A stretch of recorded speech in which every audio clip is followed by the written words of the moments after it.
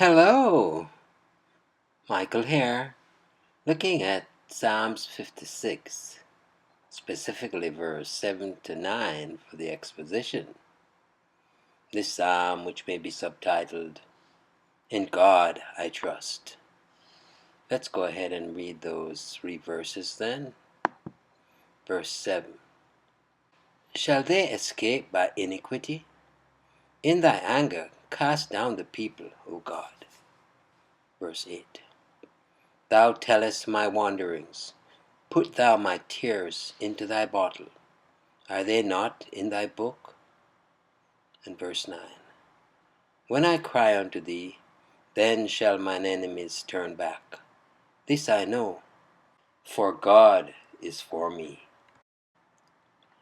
And so we turn to the treasury of David for the exposition. Verse 7.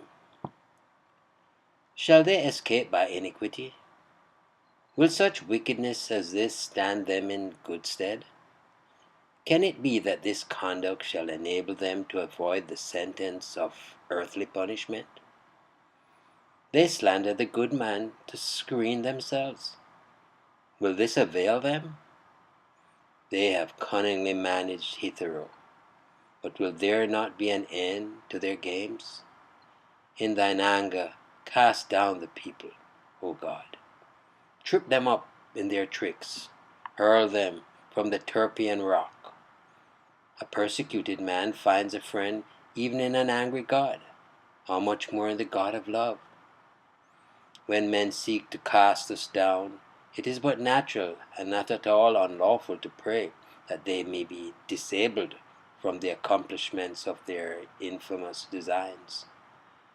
What God often does, we may safely ask Him to do. Verse 8. Thou tellest my wanderings. Put thou my tears into thy bottle. Are they not in thy book? Thou tellest my wanderings. Every step which the fugitive had taken when pursued by his enemies was not only observed, but thought worthy of counting and recording. We perhaps are so confused after a long course of trouble that we hardly know where we have or where we have not been.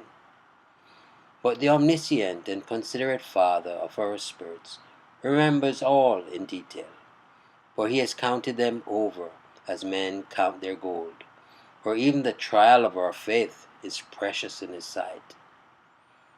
Put thou my tears into thy bottle. His sorrows were so many that there would need a great wineskin to hold them all. There is no allusion to the little complimentary lachimantas for fashionable and fanciful Romans. It is a more robust metaphor by far. Such floods of tears had David wept that a leathern bottle would scarce hold them. He trusts that the Lord will be so considerate of his tears as to store them up as men do the juice of the vine, and he hopes that the place of storage will be a special one. Thy bottle, not a bottle. Are they not in thy book? Yes, they are recorded there. But let not only the record, but the grief itself be present to thee. Look on my griefs as real things, for these move the heart more than a mere account, however exact. How condescending is the Lord! How exact His knowledge of us! How generous His estimation! How tender His regard! Verse 9. When I cry unto thee, then shall mine enemies turn back. This I know, for God is for me. When I cry unto thee, then shall mine enemies turn back. So soon as I pray, they shall fly. So surely as I cry, they shall be put to the rout. So swift is prayer to reach the sky. So kind is God to me.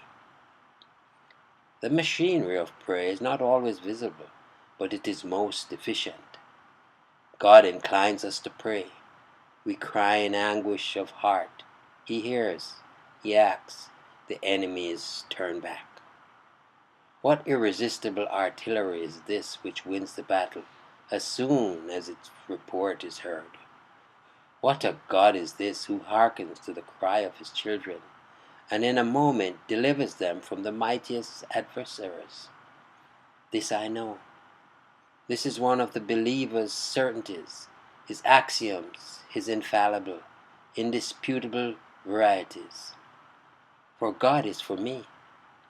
This we know, and we know, therefore, that none can be against us who are worth a moment's fear. If God be for us, who can be against us? Who will restrain prayer when it is so potent? Who will seek any other ally than God, who is instantly present so soon as we give the ordained signal by which we testify both our need and our confidence? In God I trust, indeed. Trust you enjoyed the meditation. Michael here declaring yet again, Jesus is Lord. Until next time, be blessed.